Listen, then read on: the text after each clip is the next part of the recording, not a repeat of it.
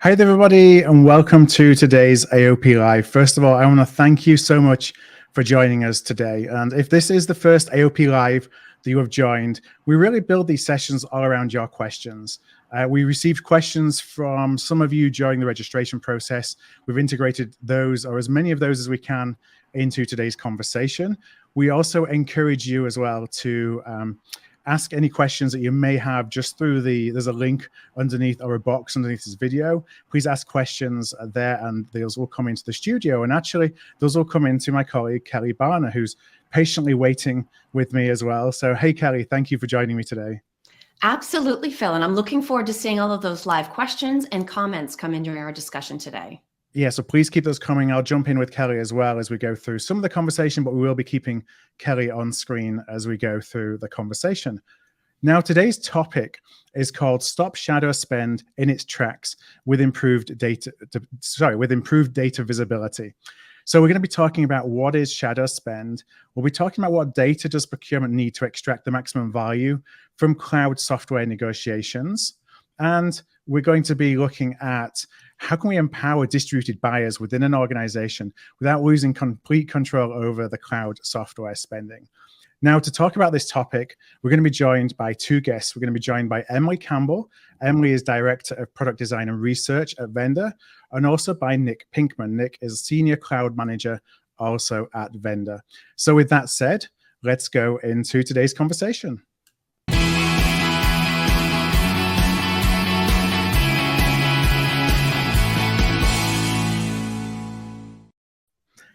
And first of all, I want to welcome you, Emily, welcome you, Nick, to today's AOP Live. Thank you for joining us. Thanks for having us. Thanks. Yeah, thank you.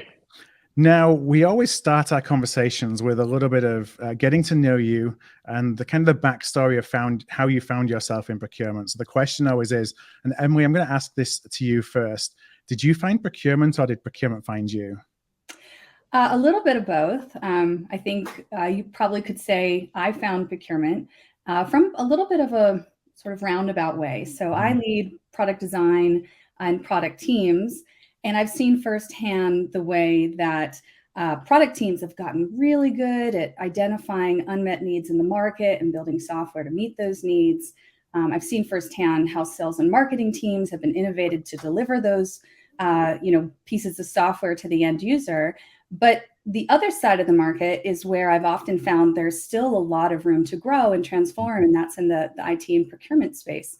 And I tell my teams, we might build a great solution, but you can't hit a hole in the one without building the green first. And so it's really built this passion of mine to understand what's happening inside of the enterprise, what's happening inside of the business, and how it's transforming so that we can not just build great software, but make sure that it's deliverable into the operations and the systems of the customers that we're actually building for. So that's where my passion for understanding procurement and IT best practices comes from. Yeah, and it is interesting, as we look at the procurement landscape, everything is becoming a software purchase, whereas before we would look at all the different categories of spend we have, and it's very much, somebody over here is buying logistics, somebody over here is buying HR. Now everything's software. So it's everyone becomes a software buyer, I think. But as we're going to talk about today, too, it's hard to keep track of all those purchases. Nick, let me pose the same question to you. Did you find procurement or did procurement find you?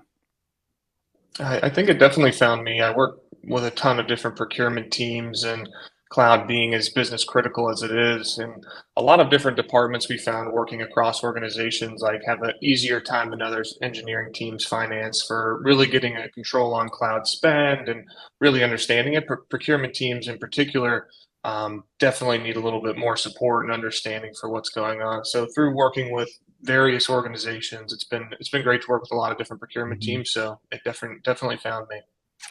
Well, let's kind of go into the conversation, and we're going to start. I'm just bringing onto screen. It's the only slide that I will share today, and it's a poll. We do a poll in advance of an AOP Live session just to kind of get the perspectives of the IT procurement community. I'm going to read this out in full just for anybody who's listening to this rather than watching this on video.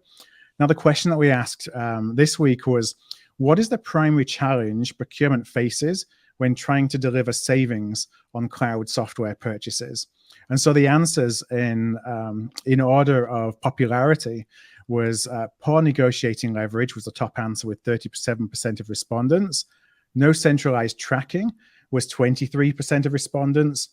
The fact that the software itself is embedded in current processes, so it's really difficult to kind of extract an organization from using that, was 23% of responses. And then in fourth place, it was because users are signing up directly with 18% of responses. Now, what's interesting about that is there isn't actually a big range from the top answer to the bottom answer, which shows that all four of those in some way, shape or form are challenges for procurement professionals within our community. But I want to just kick things off. And Emily, I'll ask you first, how do you kind of respond and react to those answers based on what you're saying on a day-to-day basis? Yeah, I think that they aren't surprising necessarily. I think what they all show is just how hard it is to react to rapid change. And we have had such rapid change in the expansion of software options, like I said earlier, the way it's being sold and delivered, and also just needing to adapt as an organization to now being bombarded by all these additional options that teams are looking at. And then how do you actually go about and make sure that we get the best deal for our company that meets the needs of our business? So, it definitely points to just the need to adapt fast. And I think particularly in that poor negotiating leverage, just understanding even how do we change our approach to getting those, those great negotiated contracts without full information is really the biggest challenge. Nick, any reaction from your perspective? Yeah, pretty similar. Entirely surprised by these results. I think seeing poor negotiation leverage on top makes total sense. It's where I help a lot of other companies today. I think really the reason why it's up there as number one is because naturally when you're going into a negotiation with a cloud provider, you don't really think you have a ton of leverage with these cloud providers. I mean, number one, they're particularly like the biggest companies in the world. It's typically most of your spend, and it's all of, if not most of your cloud infrastructure in a high cost center. So you really think like, hey, wow, how am I really going to go about this if I don't have that much leverage? And it's quite an intimidating thing, but all of those things kind of factor into, where does my leverage really lie? But there are some really good strategies we're going to share today that can really help there. Yeah. And it's interesting that, I know that the polls we run are limited to 4 answers. But there's a lot of other levers that you can pull to reduce cost in software purchases other than negotiating like for like price, day one, price day two. So I'm sure we're going to get into that, but I'm not surprised either by those answers. Now, before we go into some of the questions that I have set up today, I do just want to remind anybody, if you would like to ask any questions, please do pop those in the chat box, and Kelly will keep an eye on those and bring them into the conversation. Okay, so what I want to do first of all, we want to start talking about managing our shadow spend within the SaaS and the cloud environment. And before we get into the nuts and bolts of that conversation, I think it's really important to talk definitions. So Emily, if I could just ask you, how, as we use the words SaaS and cloud today, what do we mean by those two terms? Yeah, so I see SaaS as a type of cloud computing. You might also have infrastructure as a service if you think about scaling databases and so on, for example, for those of us building software. But SaaS spend is particularly taking what might have previously been a bespoke solution, something that was really built into quite literally the hardware of the business, and instead is more adaptable, easier to scale, easier to change. So it's one of many types of cloud infrastructure we see hitting the business these days. And let's continue with the definitions before I go into the questions. I'm going to keep this with you, Emily. What do we mean when we talk about shadow spend?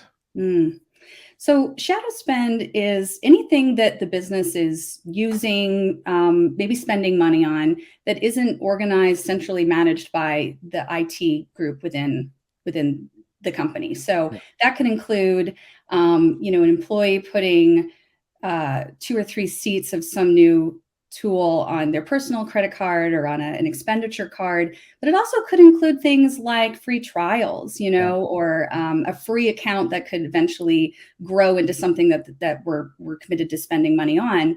And of course, it doesn't just affect expenditures. It affects where data is stored, who has access to that data. Sometimes you end up with conflicting tools that do the same thing. Information can be stored in multiple places. So cost is a part of it, but this issue with shadow IT, shadow spend manifests in other ways as well. Yeah, and this category, the category of SaaS, or whether it's specific to cloud within SaaS, is probably become the largest area of shadow spend within procurement organizations, because it's so easy for an end user to make a purchase, and that's often a go-to-market strategy from the software providers. They want to make it easy for an end user to go and do a free trial and to start using it. And then they start using it. And like you say, they put it on their credit card, and you don't really get an idea of, multiply that across an enterprise, how often that's going on. So really, definitely a problem for procurement folks around this category of spend. Now I have a question for Nick. How can procurement help determine if a company's current mix of SaaS software and the process for going and buying it is actually meeting the company's needs? Yeah, I think that, shadow spend also definitely exists in the cloud. I mean, similar, you can spin up accounts and instances, and it really is dependent on, your governance strategy as well, like what guardrails are in place to prevent, certain things. But looking back at it, there's kind of a Russian nesting doll in a way of how you can actually buy SaaS even through cloud providers using some of like the GCP or the AWS marketplace, the Microsoft marketplace as well. So there's opportunities to say, hey, we're running this infrastructure and we're using these tools in AWS, for example, and there's other products such as like Datadog that can be pretty easily procured through the marketplace. So it's, kind of expands very quickly when you start to think about it. So the best way to do is to really, try and leverage as many stakeholder conversations. And what we found a lot of large enterprise do is create what's called a cloud center of excellence, which is kind of a steering committee for your cloud business, the direction it's heading, and being sure that everybody's reading off the same sheet of music and you're marching in the right direction. Who would be the right stakeholders to be in a cloud center of excellence, or to invite to be a part of, a governance structure like that? Yeah, definitely engineering. They're usually the ones hands-on. Any product teams, procurement should definitely be involved, especially when it comes time for some of these larger contract conversations, as well as finance. Finance is very critical for understanding what budgeting approvals look like. But yeah, and it could also go up to even the C level and VP level as well.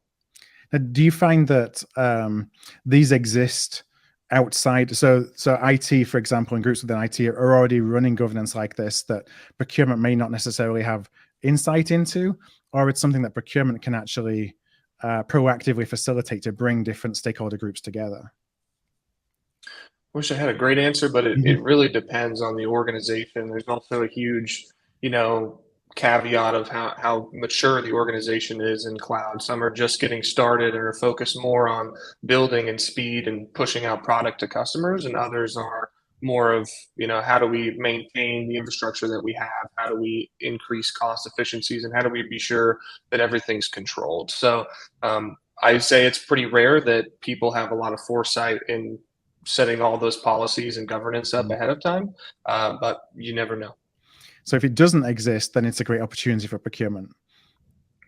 Yes, absolutely. And kind of leading the charge, gathering all these stakeholders together. And the question came, so Caesar asked, and we started to answer that there around best practices for identifying shadow spend. Emily, I just wonder if there's anything from your perspective, as you kind of see broadly across a variety of different clients and prospects that you work with at Vendr every day, if there's anything from that consistently stand out or that you're recommending to folks. Yeah, Nick mentioned procurement maturity, and that's a little bit of a giant topic. But I think the thing I would call out is shadow spend doesn't have to be a bad thing. It can be something that actually exposes you to opportunities to improve the services you provide inside of your company to your customers, the people who are doing the work day to day. Certainly, there's a component of education, making sure people are aware of the risk of having these types of distributed spend and distributed usage. And as we become more customer-centered as businesses in general, talking about the ways that compliance risk, for example, can actually create risk for our customers as well as for our company, can make people be more aware about what this type of proliferation of whether it's SaaS or cloud usage can create. But I come from a background of research and product thinking and design, and so where my brain goes and what I see in best practices of teams who are really reaching into these more mature practices is when you find this type of usage, when you find usage at the business unit level or the individual level you didn't know, it's a great chance to ask why. Is it an issue where the tools we're currently set up with just aren't solving the needs of the teams and the people doing the work?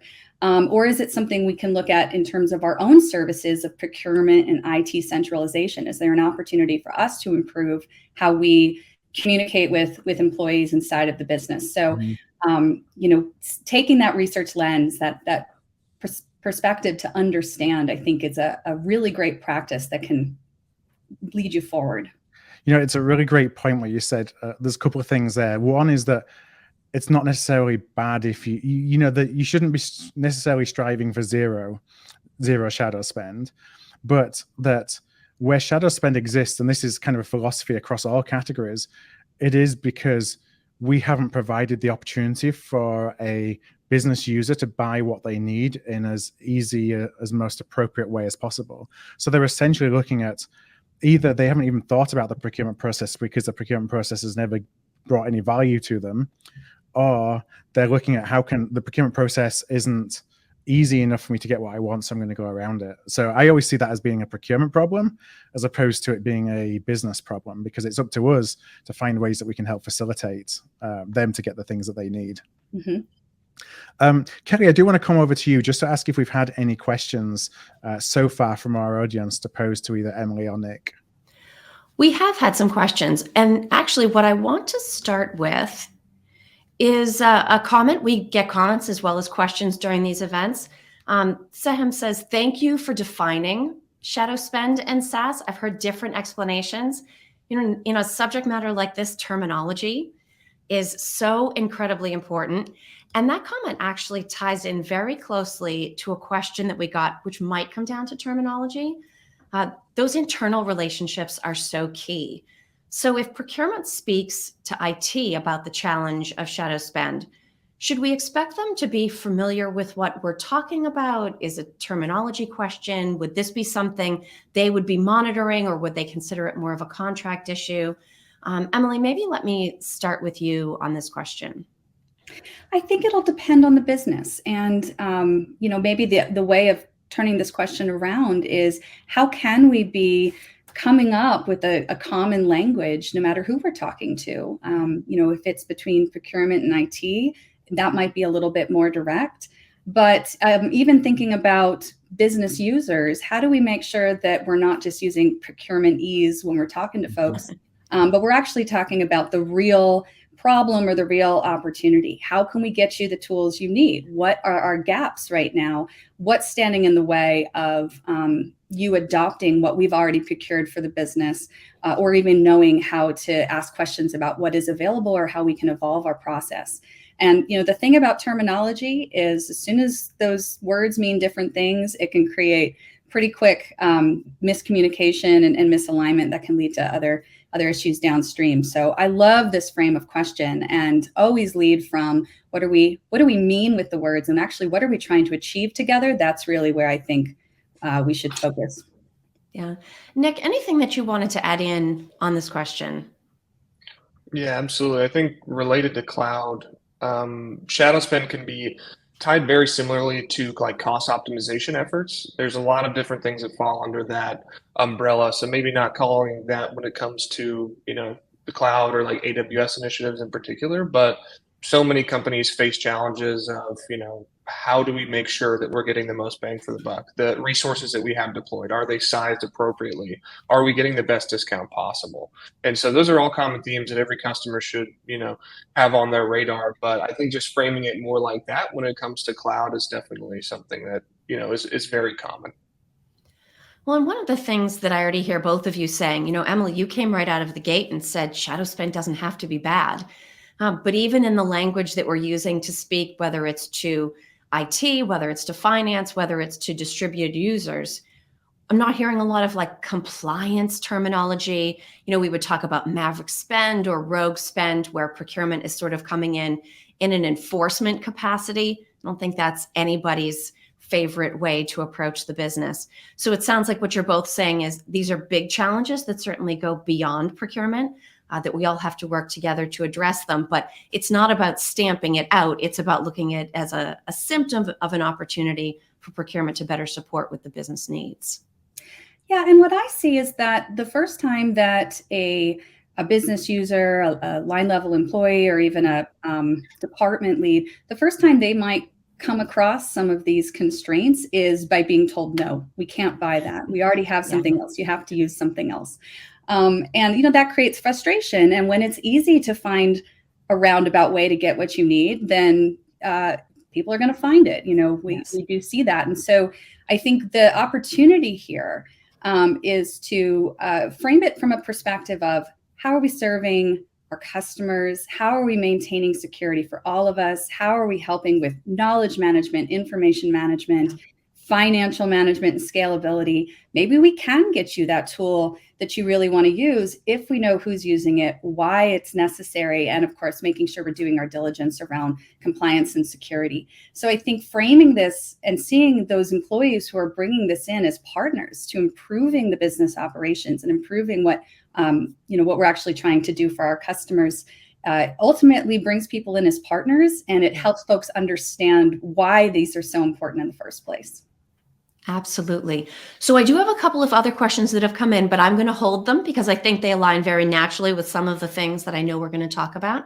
So Phil, let me pass back to you, and then I will go check in and see what's come in since we've been talking. All right. Thank you very much, Kelly, and thanks. Keep those questions coming for everybody who is watching us. So we've talked about just kind of a last question on the shadow spend topic. Nick, I'm going to pose this to you. We've said that it's not necessarily a bad thing, but we want to have we don't want it to be prevalent across an organization of people buying whatever they want.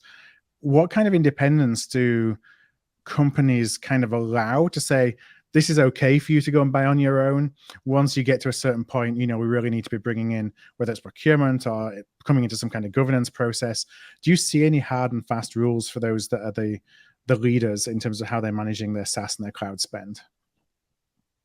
Yeah, I'd say when it comes to deploying infrastructure in the cloud, there's usually two customers that fall into one of these two buckets. One is which they give a lot of their developers the autonomy to go deploy to, again, these are the customers that are building fast, pushing out product, making sure everything works, that are doing all these deployments. Then there's others that have more of this, guardrail governance policy that are, want to be sure not only are things being rolled out quickly, developers have what they need to get the job done, but they're also doing it in a way that's cost conscious.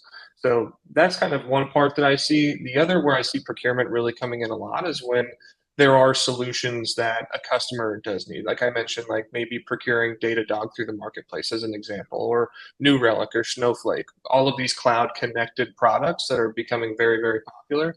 Typically when these, contracts need to be done and they're getting pointed to the marketplace, like, oh, we can easily procure it there.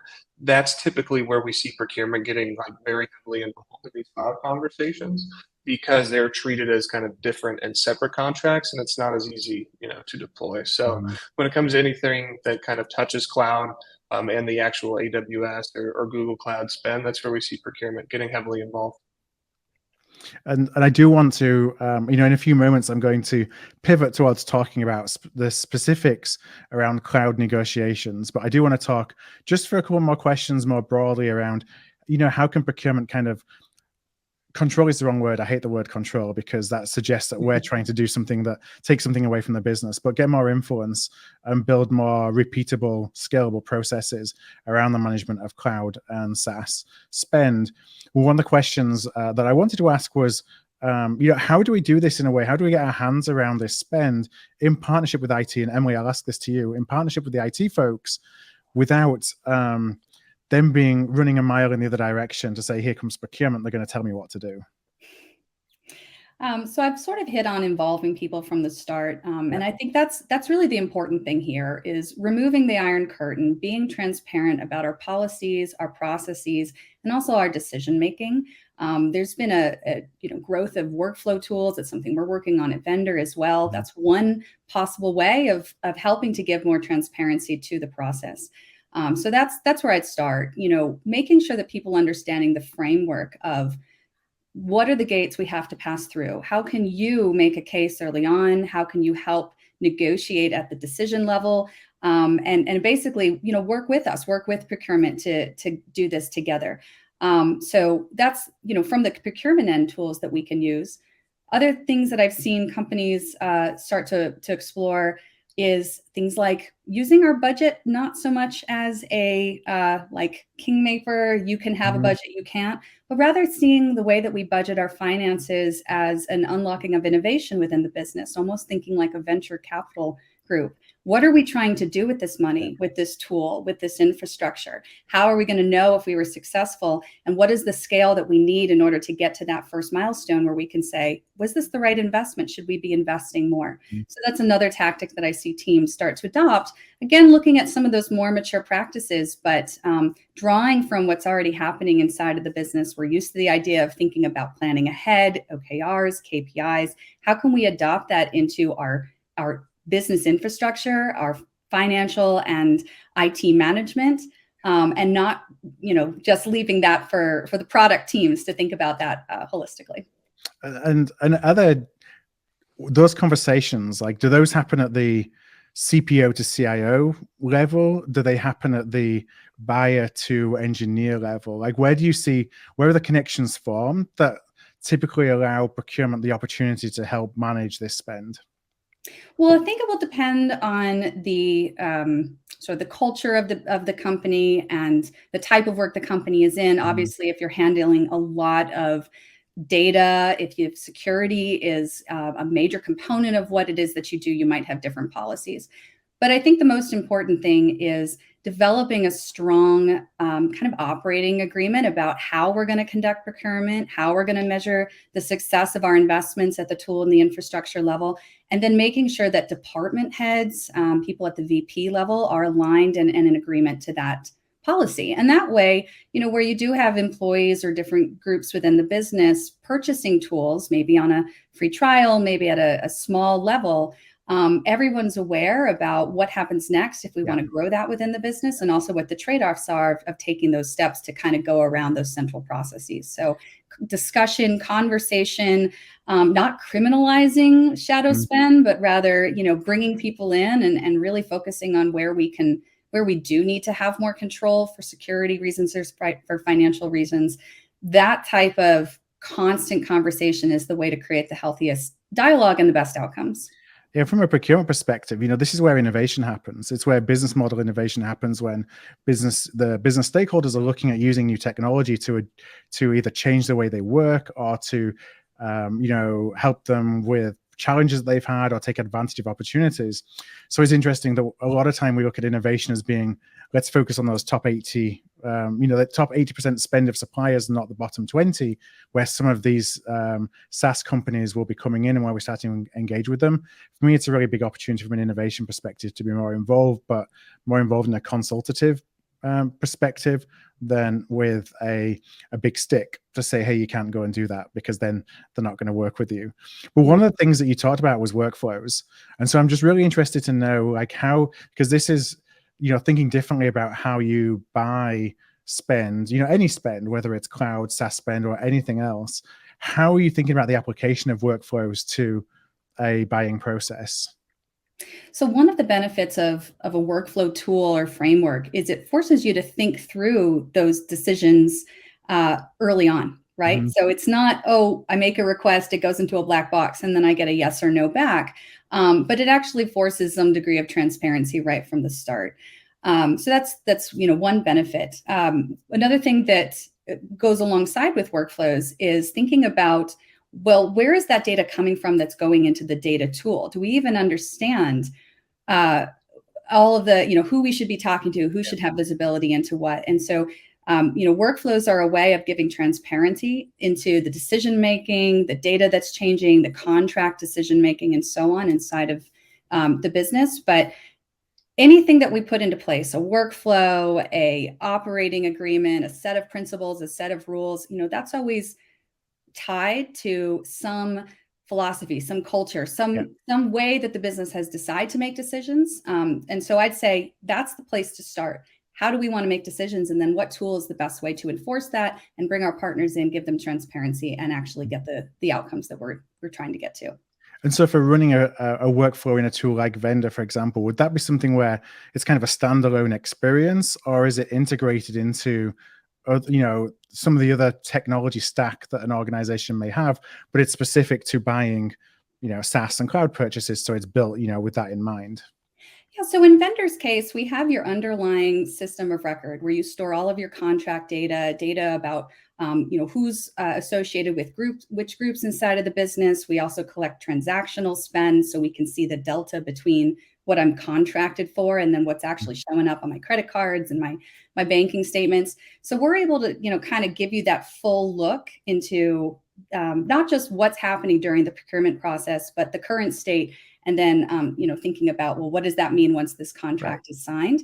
And so that's, I think, an example of how workflows themselves are a technology. But having that centralized data, having people feel comfortable pulling all their data in one place and also giving you the tools so it's not a very manual process, as well as the decision making of what should the design of this workflow be, who is making what decisions when and in what order, is a critical part of the success of deploying that technology inside of the business.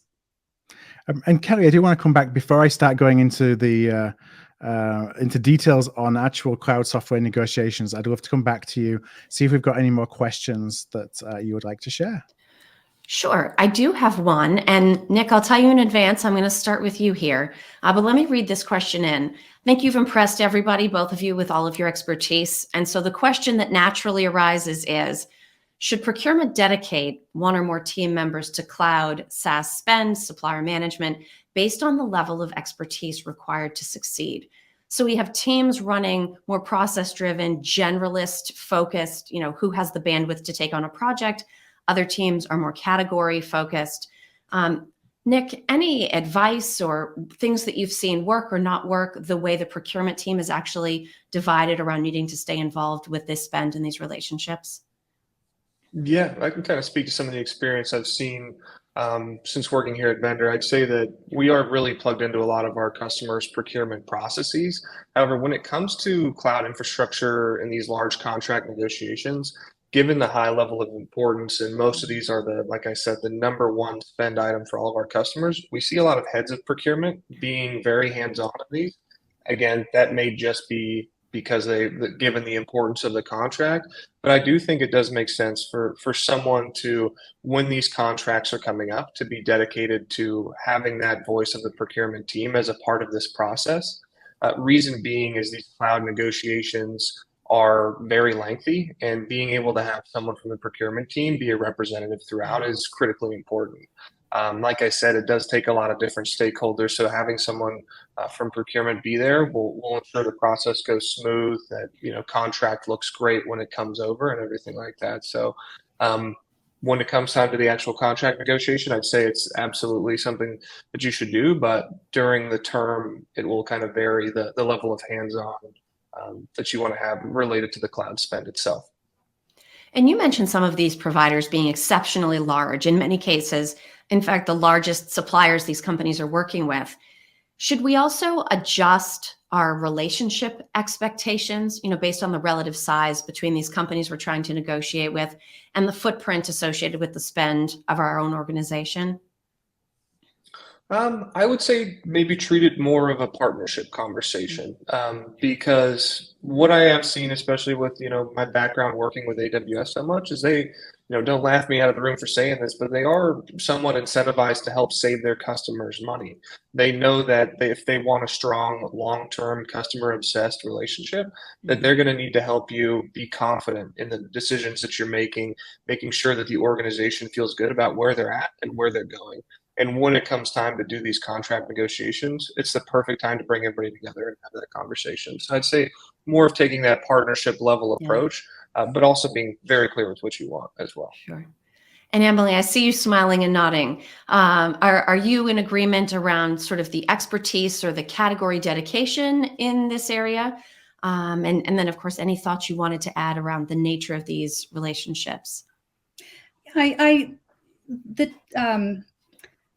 The market is getting more complicated. It's getting more nuanced. And so having people who really can understand at a deep level why, to negotiate in one way versus another based off of what it is you're trying to procure, I think category expertise is so critical. And I absolutely agree with Nick. Seeing opportunities to build partnership between, procurement on your end and whoever it is you're working on the other side. The incentives and the dynamics in any market right now are really evolving towards service-oriented, create value, think about the long term. And I'm not surprised we're seeing that with some of the larger providers as well. Excellent. Well, thank you both very much. Phil, I'll pass it back to you. All right, thank you. And I've made a couple of follow-on questions I want to ask in a moment specific to negotiations, because I want to go a little bit deeper into that. But the first question that I wanted to ask, when we think about starting to prepare for cloud software negotiations, and Nick, I will pose this to you, is that it's really important to have data in any negotiation, to be able to make fact-based arguments and points as opposed to just kind of coming up with something that's subjective, or that's I feel this or I think this, which can be very easily pushed back on by a provider when you're in those negotiations. Do you have any tips or advice around how to actually get your hands around the data that you need to then effectively plan a negotiation with a cloud provider? Yeah, so it's a great question. I think that the work that goes into these successful negotiations with these cloud providers, I'd say go as far to say at least 70% is all in preparation. There's a lot of different sources of truth. I don't know if anybody's gotten their hands on an AWS invoice recently, but it can be over 50 pages long. It calls out everything in extreme detail. A lot of people find that valuable, but to folks like myself, it can get pretty hard to decipher and kind of figure out where all the costs are going. It's hard not to go a little technical in answering this question, but what I will suggest is leveraging, your technical teams that you do have to get granted read-only access to the billing console and the billing features. In there, there's a lot of native tools that will allow you to kind of understand where costs are, more importantly, where they're trending, so that you can have more visibility into them. Some other customers go as far as to have third-party tooling installed. There's a huge optimization industry, like I mentioned before. A lot of them play into how can we get visibility across the organization so that people can make more educated decisions.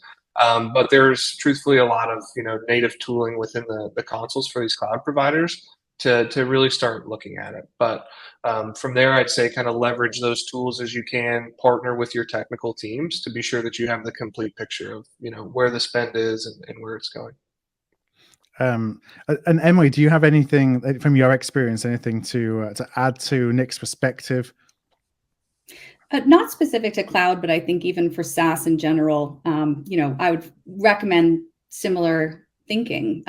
Bring your partners in, the experts inside of the business, understand how things are being used, how costs have scaled.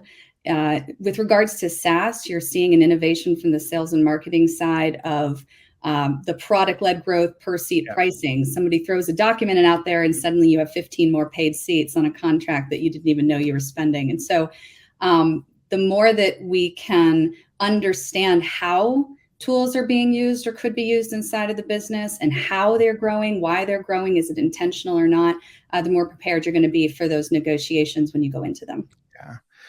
And Nick, do you see that the opportunity for managing cost in this space is as much demand management than it is cost pricing negotiations?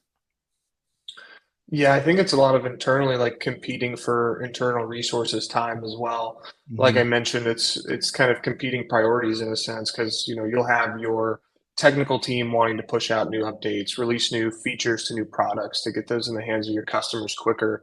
Oftentimes, taking a look at the bill kind of comes secondary, Yeah. unless there's a very strategic push by the organization across different groups and stakeholders to get that alignment, that buy-in, and to prioritize that. So definitely. It's kind of interesting that you've got to make it a priority, or figure out a way to make it a priority for your internal organization before you can even go after this. And I'm sure that in some regards, there's this fear of, my entire business is reliant on AWS as an example. Let's not poke the bear because we're kind of happy with how things are going right now. And if we have to pay some more, that's okay because we're going to make it up over here. Do you come across that often? I would say yes. I'd say there always hits a point where someone gets an invoice that raises a red flag. I've seen it across nearly every organization I've worked with. I think it's, hey, we're starting to spend, everything's going good, and then it's like, well, $100,000 this month. Where did that come from? And then it starts to, we release these new products, these new updates, and things like that. And so I think it naturally does kind of pop up at some point based on the level of spend and how much you are spending. But it really just varies by customer. Mm-hmm. And Steve in advance asked some questions around effective strategies and best practices, and we're kind of picking some of those apart right now. What I thought I'd do is kind of reframe this question to be: are there any common misconceptions that you see when you're going into a cloud negotiation where there's an assumption perhaps on your client side, or just general procurement perceptions around what they believe to be true going into a negotiation with a large cloud provider versus what the reality is? Yeah, that's a great question. And thank you, Steve, for asking that one in advance. I'd say the misconception is that you're going to get the same level of SaaS discounts as you will on your cloud bill. Very often that's not the case. And so going into that expecting these large volume discounts across all of your cloud spend often is relatively unachievable depending on your level of spend. I know there's a lot of it depends, but that one, and I kind of touched on it before, but kind of thinking that, you don't have any leverage. There are a lot of ways in which you can go about doing this. And I think that kind of does bring up some of the best practices to look out for. I think, the first one I brought up earlier, which cannot be stressed enough, is engage stakeholders across your organization. Like, these negotiations are long time. They have a very long runway and they're very time consuming. Having, the buy-in from finance on the numbers, knowing the technical side from the engineering teams, and you being there as the procurement leads to, be sure that all the contracts go smoothly and that everybody's on the same page is going to be huge for getting anything across the line. Secondly, I'd say the biggest misconception is that, you can just kind of say, oh, we spend millions, we're a huge customer. A lot of these cloud providers have a ton of $1 million customers. You might think that you're a huge fish in this space, when in reality, I've seen them say no to a ton of customers. And that's not because they're unwilling to work with them, but it's because expectations have been off. Mm-hmm. And I'd say the best way to combat that is to come in your own projections. A lot of these cloud providers will be looking at what they have access to. What they don't know is what your plans are, what your stories are, and what the data is telling you, and where you plan on taking your organization over the next few years. And so I would say coming with those data, being very data oriented in these conversations and having that story of like where the spend actually will end up in an ideal world is the ideal way to do it. Mm-hmm. And another follow-up question that I just noted as you were speaking earlier is you talked, I think a few questions ago, about the fact that these negotiations can be rather lengthy in duration. Mm-hmm. I wonder is there any kind of typical rhythm to a negotiation with a cloud provider, or is it just really, situational? Yeah, I'd say when things fall out of what I would consider like the norm, they have a particular criteria for what would be easily approved, and to go through that can make it a 2 or 3 week process. I'd say very often they don't do that. So the level of approvals that it does take to kind of get things that are more bespoke and like what you're asking for approved, if it's a particular case, they can take a large amount of time. So I always recommend being 2 to 3 months out before you start really, engaging your cloud provider, especially if it's a renewal and you're backing up against a date where you could potentially lose a large discount. Even a few percents on a couple million a month is quite huge. And so that's what I would really suggest, is get out in front of it as much as you can. But approval processes with these cloud providers do take a while, and I think part of that is because they're such large companies. Now, it's some way it's cliche, but I think it is so because certainly in certain circumstances it's borne out as being fact. But do you see the negotiating and giving decisions at end of quarter, end of fiscal years, that's still an effective way of sealing the deal, so to speak? I don't think it has as much of an impact as it does like with other SaaS suppliers. A lot of companies are like kind of an it depends. I think obviously, every sales rep that you work with at either a SaaS company or a cloud provider has a number they want to hit. And so it is important that they get these deals in by the end of quarter, end of month.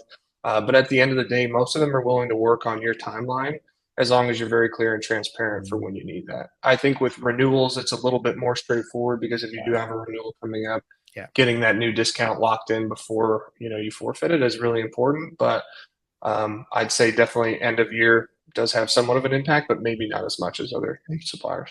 Thanks, Nick. And Kelly, I want to come back to you. Any more questions that we've received from the audience today? Yes, and in fact, we have a good one that really brings us sort of full circle. So we started talking about the data from that LinkedIn Snap poll where procurement was concerned about the lack of leverage leading into these negotiations. And so Helen asks, is the cost of, and of course, risk from change still a factor that's considered as a barrier to changing suppliers? So if we think about maybe the most straightforward leverage as being, I have alternatives, I can walk away, and yet switching costs and switching from one provider to another makes everybody nervous. Emily, maybe let me start with you on this one. What are your thoughts around walking away, changing out suppliers as being effective negotiating leverage? Gosh, that's a great question. I think the way that I'd frame this is there's always an opportunity cost to using that type of a lever. So knowing what that would mean if you're ready to call that bluff is going to be critical. But we're also seeing that on the SaaS level, there is a lot of conformity in the market. It's not so much about changing, just making the change from one to another. You have to think about, do people know where our data is? Are we ready to do the knowledge management of actually moving things, from A to B? And what I've seen is that many suppliers, they'll respond well to those sorts of concerns, because it's often not so much a product concern of comparing A versus B. It's, am I getting the service that I need? How can we improve it? Where can we go? And they want to negotiate with you. They want to help you find the right deal to help you stay. I'm actually going to put to Nick in terms of the negotiating strategy there. But I just say, along with everything we've been talking about, it's the operational cost that often is the barrier to finding knowledge, making change, thinking about scaling something into the future, and of course, avoiding folks going around what you're already doing as a business. So that's a great question. And I think it really just sort of depends on the risk level of the business and what it is you're trying to accomplish. That's a tough one. Yeah, I completely agree on the operational aspect of it. I think these cloud providers, like, again, looking through my cloud lens over here, it's incredibly difficult to transition all of your infrastructure from one cloud provider to the other. And they do know that. What I will say is, don't look at it as like the whole pie, but slices of the pie. Like, competition for workloads is definitely a big motivator. Like all of them, whether it be GCP, Microsoft, AWS, obviously they want all of your business. And if, you do have better options for, let's say you have a more data intensive workload that might run better for some reason on GCP, there's your competition lever there. I would say that the disadvantage there is, if you pool all your pricing together, you're obviously going to get the better discount. But again, it does become an operational cost, like just kind of hovering over, oh, we can just move all this somewhere else, may not hold as much water in the cloud versus, switching, a SaaS tool for maybe their next best competitor. Excellent. Well, thank you both for your answers on that. And so, Nick, I have a follow-up actually, which is if you were designing a supplier strategy from the beginning, from a cloud perspective, would you be recommending you have a multi-supplier strategy or a single source strategy? I'm always of the mindset of whichever technology supports, your product and your business the most is the one that should be. Again, that's kind of going back to more of like the technical side of my brain and how I think. But when it comes to like, we're trying to get the best price ever, I think consolidating your spend, especially if, you have it all under like one master account, like whether it be with AWS, like that's leveraging all that spend together will benefit you in getting the best discount. I would say like kind of putting together my strategy, like I think like really think about other things that you're looking for. There's oftentimes a lot of customers just don't know what to ask for. And by again taking that partnership view, saying, hey, here's some of the projects we have coming up on our roadmap. We really kind of maybe need some help here. What options exist? We'll definitely kind of put in some good faith and have more of a partner-oriented conversation. And oftentimes, like I mentioned, these cloud providers are pretty great to work with. You'd be surprised and are able to provide some benefits you may not have thought they'd be able to. So there's not necessarily a simple answer, but it's aligning with the needs of the business. What makes sense from a technical perspective, as much of we should make sure that we're using 3 different providers, even if it's 80-10-10, so that we have some competition in the marketplace. That's not necessarily where that may be a standard or a go-to kind of procurement strategy.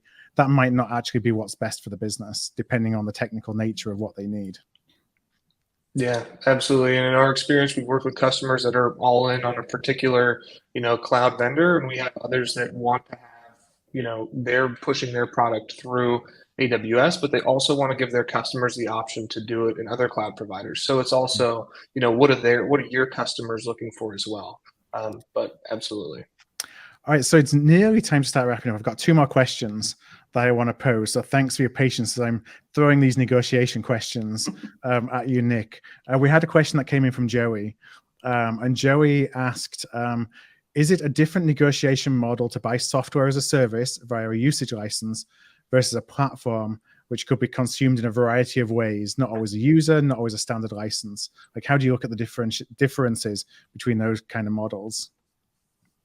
Yeah, very good question. And they are very different. It's not necessarily a one-to-one. We have these many users, so we need these many seats. It's really much more of like a capacity and like how your business is growing. And oftentimes that's the hardest component is how do we forecast?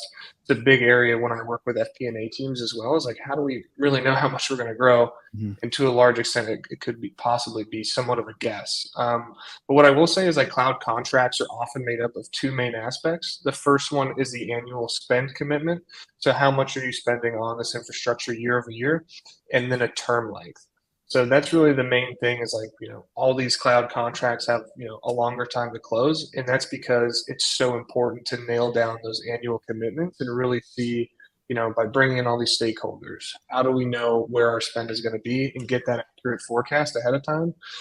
That's usually the most time consuming part, but it's the most important. And that's also the main differentiator in cloud contracts versus SaaS agreements. Okay. And so I have one last question, Emily. I'm going to pose this to you first, and then let Nick jump in afterwards. And it's around like, how do we measure success? So I'm interested to know from what you see, are there any metrics that you see, organizations use to measure the impact of procurement that goes beyond, we saved you 5% on this deal, that's not necessarily a cost saving lever? Because I think we're always trying to figure out how can we demonstrate the value of being involved in the process. That doesn't necessarily mean, going and trying to beat up a supplier for a couple of percentage points, especially in an area like this where the impact of that software is more important than going and saving a couple of percentage points. Yeah, absolutely.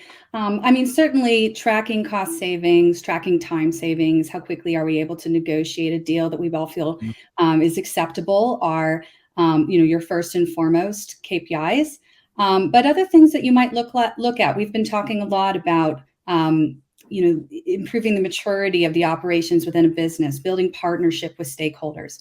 What is the general satisfaction with procurement? What percentage of software seats, or, in the case of cloud infrastructure spend dollars, are going or being negotiating through procurement versus being caught after the fact and then having to be collected?